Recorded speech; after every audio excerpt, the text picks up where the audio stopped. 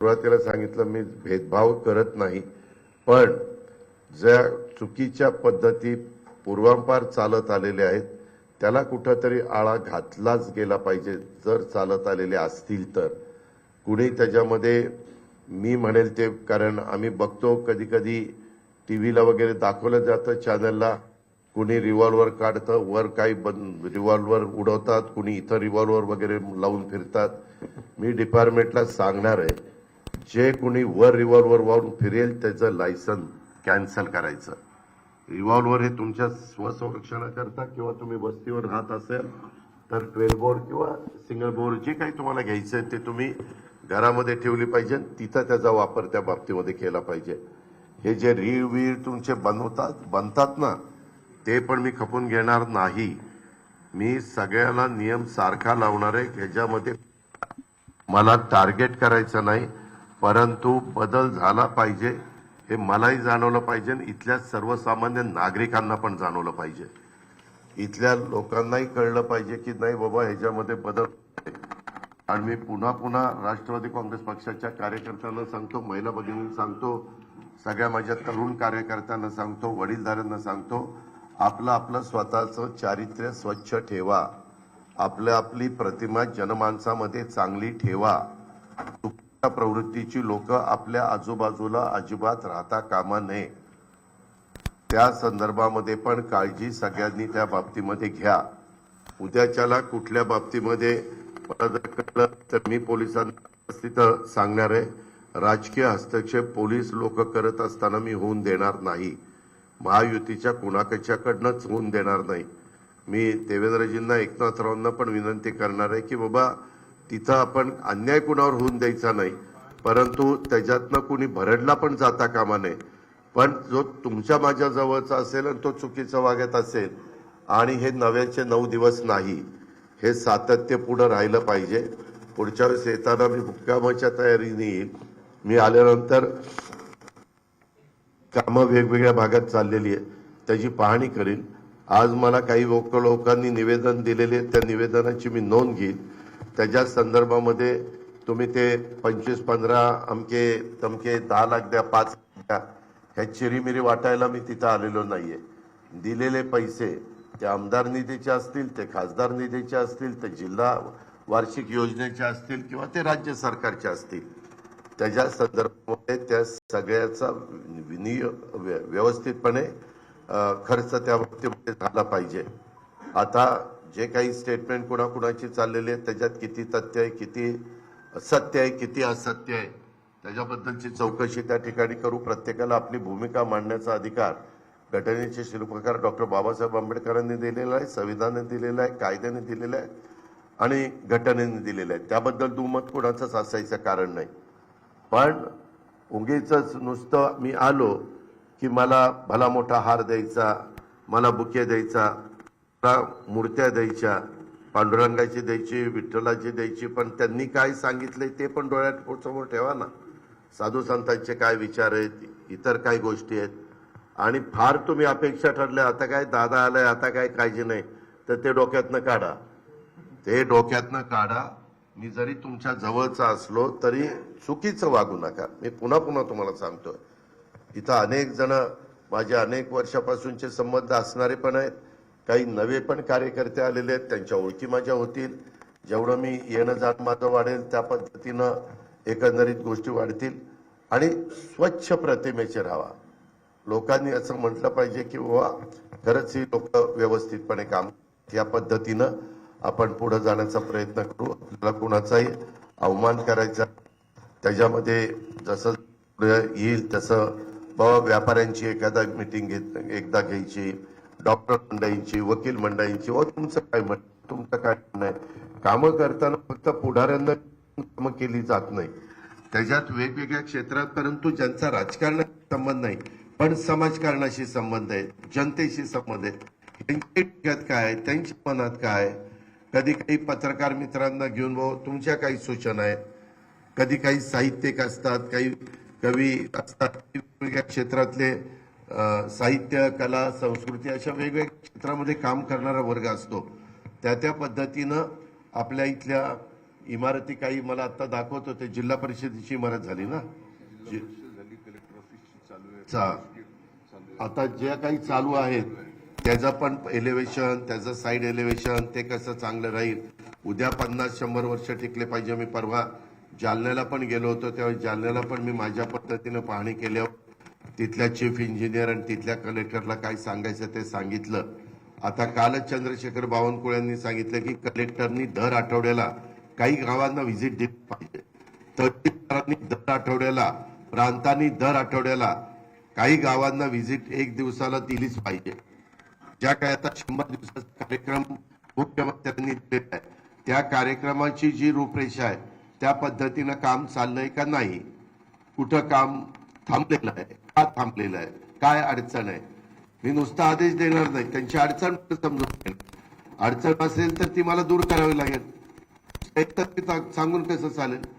पोलिसांना इन्फ्रास्ट्रक्चर आहे का, गाड्या आहेत का, पोलीस स्टेशन आहेत का नाही का, त्यांना जेवढा स्टाफ लागतो तेवढा स्टाफ आहे का.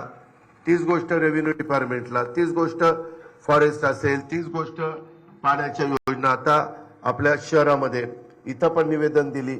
येताना योगेश पण गाडी सांगत होता, विक्रम आणि आमचा सतीश पण सांगत होता. काल कॅबिनेटच्या वेळेस धनंजयने पण सांगितलं की दादा इथं 32-33 कोटी रुपये बिल थकलंय आणि पाणी धरणामध्ये पण बीडकरांना प्यायला पाणी नाही का, तर लाईटचं बिल भरलं नाही. जसं शिस्तही लावावी लागेल नियमाप्रमाणे. आता त्याला एवढं बिल भरता येणार नाही, तर त्याला हप्ते पाडायचे आहेत का, त्याच्यात दंड व्याज माफ करायचं का. त्याच्याबद्दल कालच एक मीटिंग लोकेश चंद्रा शुक्ला सचिव आहेत, लोकेश चंद्रा महावितरणचे CMD आहेत, त्यांच्याबरोबर घेतली होती. ते माझ्या स्तरावर असेल ते मी माझ्या स्तरावर सोडीन. जे मुख्यमंत्र्यांच्या पर्यंत न्यावं लागेल ते मी मुख्यमंत्र्यांना सांगेन. हे सांगताना लोकप्रतिनिधींना पण विश्वासात घेईल. 2 मंत्रिमंडळात सहकारी आहेत तुमच्या भागातले, ते धनंजय मुंडे आणि पंकजाताई, त्यांना मी विश्वासात घेऊ. भेदभाव त्याच्यामध्ये केला जाणार नाही. पण मी जर भेदभाव नाही केला तर मी ज्यांचं काम करतो त्यांनी पण केला पाहिजे. नाहीतर मी त्याचं काम करणार आणि ते आधी तिसरंच काहीतरी करणार, त्याला नाही मी खपून घेणार. मग त्याला सरळ सांगणार तू जर दुटप्पी वागणार असेल तर मी काम करणार नाही. मी काही साधू संत नाही, मी सरळ मार्गी आहे. मी जरूर सगळ्यांना मदत करीन.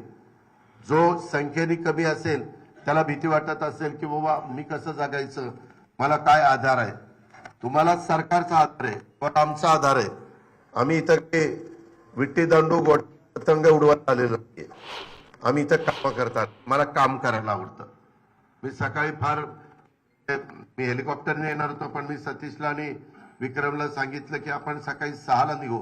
7:30ला बरोबर राजेश्वरला रात्री फोन केला. खरं 2 दिवसाची महत्वाची मीटिंग धनंजयची दिल्लीमध्ये. बातम्या काही चालल्यात, ह्याच्याकरता गेले त्याच्याकरता. मुख्यमंत्र्यांना मला एकत्र विचारून वेगवेगळ्या महत्वाच्या अन्न नागरी पुरवठ्याच्या मीटिंग तिथं असल्या तर त्या मंत्र्याला जावं लागतं. फायनान्सच्या मीटिंग असल्या तर मला जावं लागतं. होमच्या मीटिंग असल्या तर मंत्र्यांना जावं लागतं. नगरविकासच्या मीटिंग असल्या तर एकनाथरावांना जावं लागतं. पशुसंवर्धन आणि एन्व्हायरमेंट त्याच्या संदर्भातल्या मीटिंग असल्या तर पंकजाताईंना जावं लागतं. खरं तो निरोप धनंजयला मिळाला नाही. वास्तविक आज पण त्याच्या तिथं महत्वाच्या मीटिंग होत्या. कारण तेही महत्वाचं आहे. कारण दिल्लीतनं पैसा जास्तीत जास्त आपल्या राज्याला कसा, मग मनरेगाचा असेल. इथं विहिरी पण अशा काही महाराष्ट्रातल्या तक्रारी आहेत की दादा विहिरी नसतानाच पैसे उचलले जातात. इथल्या नाही, बाहेरच्या तक्रारी आहेत. तशा इथं होऊ नये. जर कोणाची काही कल्पना असेल तर हे किंवा जुनीच विहीर दाखवायचे, पैसे उचलायचे, असं दुसरीकडे होतं, इथं नाही. पण असं काही इन्शुरन्स, विमा, 1 रुपयात विमा आहे. जमीन कुठली दाखवली देवाची, जमीन कुठली दाखवली जाते देवस्थानची, जमीन सरकारची, पीक दुसऱ्याच आणि पैसे अकाउंटला जातात. अशा तक्रारी आहेत महाराष्ट्रातल्या, तुमच्याकडे नाही, महाराष्ट्रातल्या. त्याच्यावर आपण तपासणार आहे. इथं असल्या तर इथंही तपासल्या. कारण जेवढी आपण नीट शिस्त लावू तेवढा तुमचा फायदा होणार आहे. तुम्ही चुकीचे पायंडे बंद केले उद्योगपती येऊन इथं गुंतवणूक करणार आहे. तुमच्याकडं काही साईट विंडमिलच्या चांगल्या आहेत, तुमच्याकडे काही साईट सोलर पॅनल बसवण्याच्या चांगल्या आहेत, तुमच्याकडे काही साईट. आमचा प्रयत्न आहे की मुंबई बीड रेल्वे पण सुरू करता येते का, तर तुमचा मुंबईशी पण पुण्याशी पण संपर्क कसा राहील. कारण दळणवळणाचा आता मी येताना ज्या रोडने आलो तो धुळ्यावरून सोलापूर त्याला जाणारा रस्ता जवळपास तुमच्या भागातला झालेला आहे. आता येताना बघितलं गावामध्ये डिवायडर काही अर्धवट सोडले गेलेले आहेत.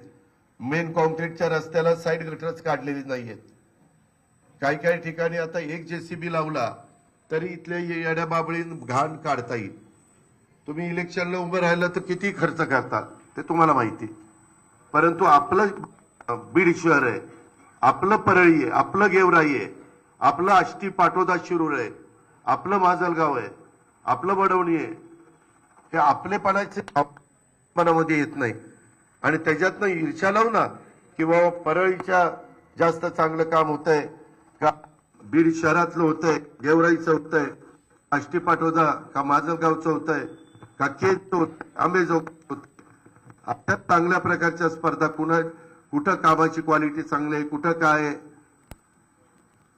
आणि बरेच जण आता काय व्हायला लागलंय, आता सत्ता आली आमच्याकडे 5 वर्षाकरता. लोकांना कळलेलं आहे. हौसे नवसे गवसे आता मला येऊन फार भेटायला लागले. लोकसभेला 3रीकडे होते, विधानसभेला 4थीकडे होते. नाही तुमचाच आरमती तेव्हा कुठे गेला होता यायला माझा आहे तर नाही तर आता मी युतीचा आहे. मग युतीच्या वेळेस उमेदवाराला विरोध का केला. हे असं चालणार नाही. काही दिवस तुमचं वागणं बोलणं अशांचं मी बघेन खरंच दुरुस्त होत आहेत का. कारण सरडा कसा रंग बदलतोय तशी काही एक जमात असते, सगळीकडे असते, माझ्याकडे पण आहे. ती जवळ उगवत्या सूर्याला नमस्कार करायचा. आज कुठं उगवलं इकडं. तसलं चालणार नाही. मी स्पष्टपणे सांगतोय. राजेश्वर मी तुझ्या देखत सांगतोय, लोकप्रतिनिधींच्या देखत सांगतोय. उद्याच्याला परत कुणी आलं नाही दादा एवढ्या वेळेस पांघरून आला, पांघरून फाटून गेले माझं. एवढ्या वेळेस पदरच राहिला नाही आम्हाला. असलं अजिबात चालणार नाही. तुम्ही तुमच्या कार्यकर्त्यांना पण खाली सांगा, नको बाबा आता उगीच आपलं सुतासारखं सरळ वागूया, चांगलं वागा. मी तुमच्या मागे पूर्ण ताकद उभी करीन, तुम्हाला कुणाला वाऱ्यावर सोडणार नाही. पण चुकीचं वागला तर तुम्हाला कार्यवाही केली जाईल. तुमच्यावर जे काही नियम आहेत त्या पद्धतीनं कलम लावली जातील. सातत्य ते राहिलं तर मकोका पण लावला जाईल. कारण 3-4 केसेस एखाद्याच्यावर लागल्या, 4 एक गंभीर स्वरूपात, तर ते होतं. बाहेरचे गुंतवणूक करायला विंडमिलवाले येत आहेत, त्यांना जर कुणी खंडणी मागितली इथं नाही तिथं नाही, हे कुठं सरकारच्या रस्ते अडवलेले पण चालणार नाही आणि ह्या सगळ्या गोष्टी चालणार नाही. हे मी मुद्दाम सुरुवातीला सांगतो. मला खरं तर वेळ झालेला आहे. पक्ष नोंदणीच्या सोयाबीन कापूस सोयाबीन खरेदीच्या बद्दलच्या सूचना मुख्यमंत्र्यांनी कालच्या कॅबिनेटला जयकुमार रावळला दिलेल्या आहेत. बाबासाहेब पाटलांनी हा मुद्दा उपस्थित केलेला होता. आज पण निवेदनाच्या द्वारे आलेला आहे. मी पण आता इथून ज्यावेळेस मुंबईला जाईल त्यावेळेस पण पुन्हा आता दिल्लीला मुख्यमंत्र्यांच्याही कानावर घालतो की बाबा तिथं पण सांगावं लागेल. कापूस मोठ्या प्रमाणात कापसाची केंद्र खरेदीची चालू करण्याच्या करता बाबतीमध्ये प्रयत्न केला जाईल, मदत केली जाईल आणि इतर जे काही सोयाबीनच्या खरेदीला काय कॅबिनेट फोटो मागे सर ना अरे चालू आहे, तू दिसतोय मला. अरे बाबा तू पीछे यार.